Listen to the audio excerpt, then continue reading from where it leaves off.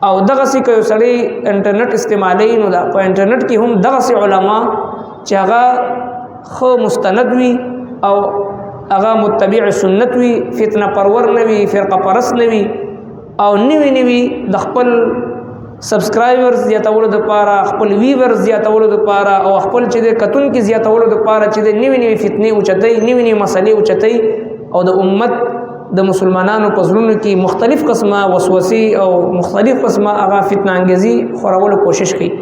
نو لہذا قبل فرض والمحال که څوک انټرنیټ استعمالي نو هغه فتنه پرور او فتنه پرستو خلکو نه ځان بچ ساتل پکار دي، چې کوم مختلفو ذرایعو سره چې د مختلفو مسایلو په ذریعه باندې د امت مسلمه په زړونو کې نفرتونه، عداوتونه، وسوسې دا اچي. سورة المائده آیت نمبر 35. اعوذ بالله من الشیطان الرجیم. بسم الله الرحمن الرحيم. يا أيها الذين آمنوا اتقوا الله وابتغوا إليه الوسيلة وجاهدوا في سبيله لعلكم تفلحون. إن الذين كفروا لو أن لهم ما في الأرض جميعا ومثله معه ليفتدوا به من عذاب يوم القيامة ما تقبل منهم ولهم عذاب أليم. يريدون أن يخرجوا من النار وما هم بخارجين منها ولهم عذاب مقيم. صدق الله العظيم. دین مخی آیتون مبارکو کی اللہ جل شانہ د مختلفو سزاګانو چې کوم مجرمان وي د جرم ارتکاب کړي وي دا غوي د سزاګانو ذکر فرمایل.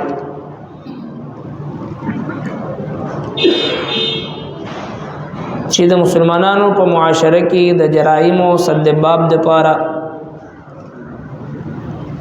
لازمی ده چې هغه د هر مجرم لره سخت نه سخت سزا ورکړي شي.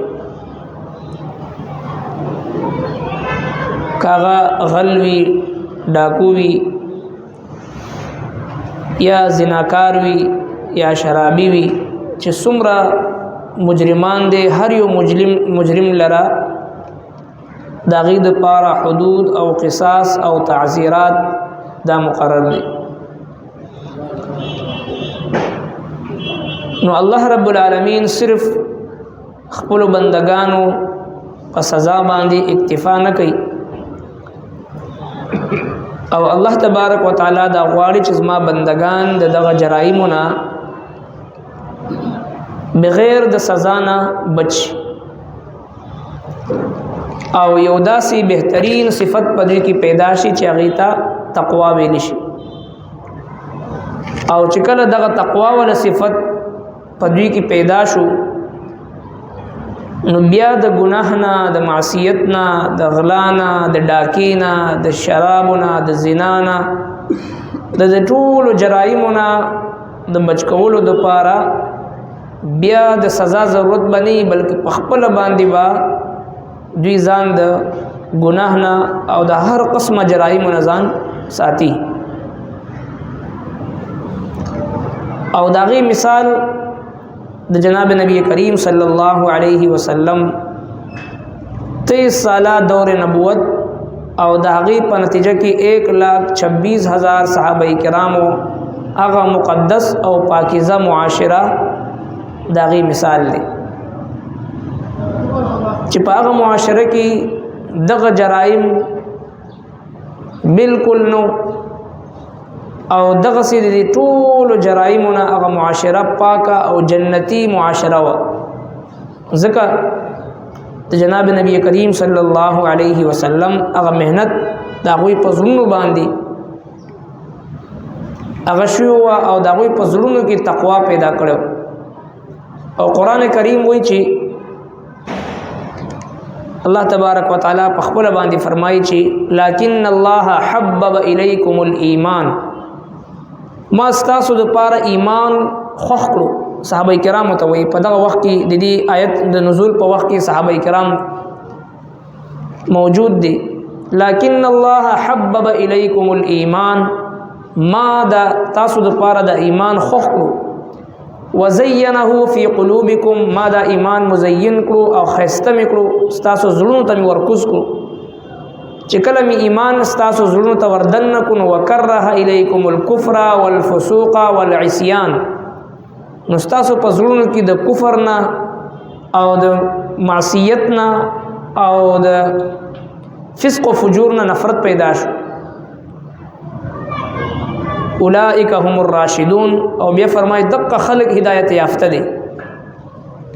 قرآن کریم دا وی نن 1400 سال بعد یو سړی را پاسی هغه بیا وی چې نه نعوذ بالله په صحابه کرامو کې تقسیم کوي، فلان کې به صحابي وي او فلان کې به نه. غټ منافق او مزبذب هغه چې هغه په صحابه کرامو د صحابه کرامو په حواله سره د امت مسلمه په زړونو کې داسي گمراهانه عقاید چې دغه ورننه باسي. قران کریم وایي چې والزمهم کلمت التقوا، ما د پیغمبر علیه الصلاۃ والسلام مرګرو سره تقوا لازم کړی دی. وکانو احق بها واهلها، دا صحابه کرام دغه تقوا حقدارو، دوی سختیانی برداشت کړي وي، دوی قرباني برداشت کړي وي، دوی لوګي تنگ دي تیرې کړي وي، مشقتونه برداشت کړي. نو ما دوی د پار ایمان په دوی باندې دوی سره لازم کړي. او الزمهم کلمت التقوا وکانو احق بها واهلها، دوی دا غیر زیات حقدار. نو الله تبارک وتعالى دا غوي په زړونو کې تقوا پیدا کړه، او د تقوا د برکته دا غوي معاشره د جنتی خلکو معاشره جوړه شو.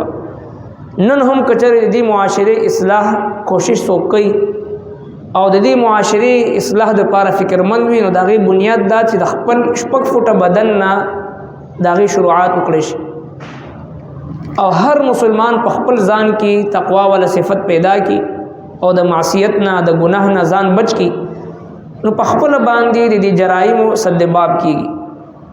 الله تبارک وتعالى چې کله د سزاګانو د حد او د قصاص او د تعزیر ذکر فرمایل، نو فوراً ورپسې فرمای یا ایها الذین آمنوا اتقوا الله، اے مومنانو تاسو د الله نه یره کوئ. وابتغوا الیه الوسیله، او لټوي خاص الله جل شانه ته نزدېوالی.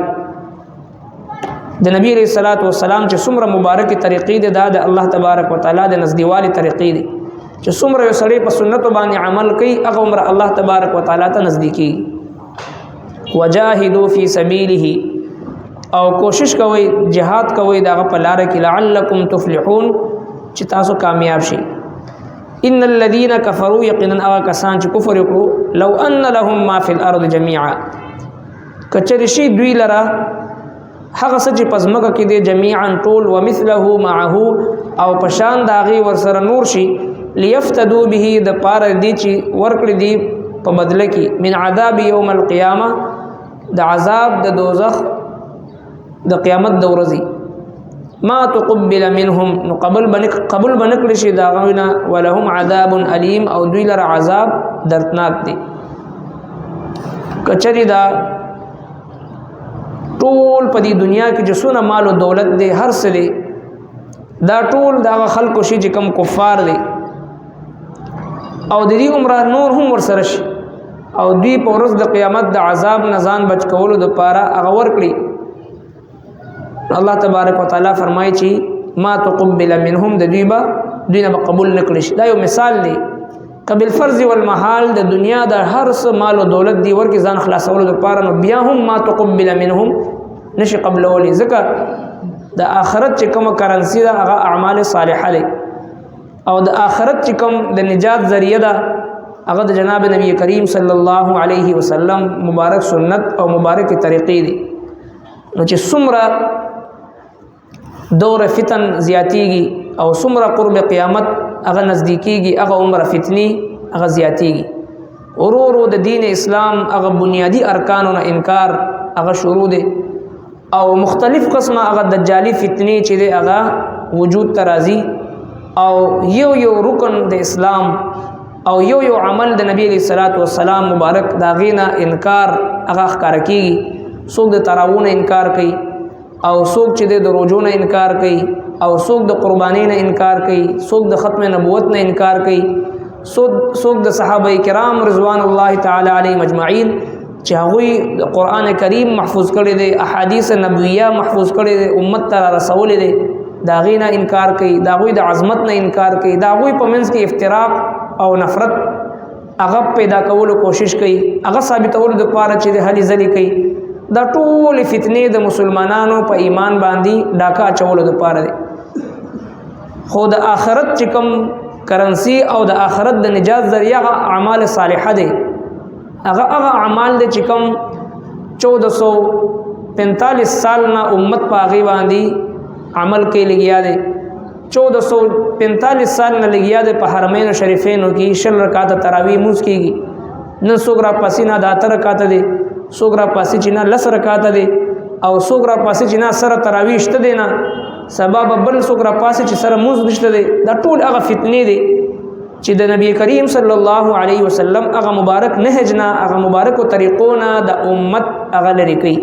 لہذا یو مسلمان بعد دغه فتنو نه ځان بم ساتي او دغه سي د نور مسلمانانو د پاره به هم فکرمند کیږي. همیشه د پاره د کتاب مطالعه د داسې خلکو په کار ده چې کوم مستند اهل حق علما وي، او دغه سي کوي سړی انټرنیټ استعمالي نو دا په انټرنیټ کې هم دغه سي علما چې هغه خو مستند وي او هغه متبع سنت وي، فتنه پرور نه وي، فرقه پرست نه وي، او نوی د خپل سبسکرایبرز زیاتولو د پاره، خپل ویورز زیاتولو د پاره، او خپل چې د کتون کې زیاتولو د پاره چې د نوی فتنې اوچتای، نوی مسلې اوچتای، او د امت د مسلمانانو په زړونو کې مختلف قسمه وسوسې او مختلف قسمه هغه فتنه انګیزي خورولو کوشش کوي. نو لہذا قبل فرض والمحال که څوک انټرنیټ استعمالي نو هغه فتنه پرور او فتنه پرستو خلکو نه ځان بچ ساتل پکار دي چې کوم مختلفو ذرایعو سره چې د مختلفو مسایلو په ذریعہ باندې د امت مسلمه په زړونو کې نفرتونه، عداوتونه، وسوسې دا اچي. نو د آخرت چې کومه کرنسی ده هغه د نبی کریم صلی الله علیه وسلم مبارک عمل او مبارک طریقې دي. دین سوا که سړی مال او دولت غواړي نو ما تقبل منهم، د مال او دولت په ذریعہ باندې ځان نشي خلاصولي په آخرت کې. ولهم عذاب علیم، او دوی لر عذاب دردناک دی. یریدون غواړي بدوی ان یخرجوا اوزید من النار د اورنا، وما هم بخارجین منها، او نبوی دوی دا وتون کې دا اورنا. ولهم عذاب مقیم، او دوی د پاره به عذاب د همیشه وي. نو دوی په جهنم کې دا کفار چغي وهي چې ربنا غلبت علینا شقوتنا، ای زمون رب په مونږ باندې زمون بدبختی غالب رااله، وکنا قوما ضالین، مونږ گمراهان شو. ربنا اخرجنا منها فإن عدنا فإنا ظالمون، ای زمون رب یو ځل مونږ د جهنم نه وباسه، که مونږ ته به مکمل وشي نو مونږ به دوباره داسې ګناهونه نه کوو.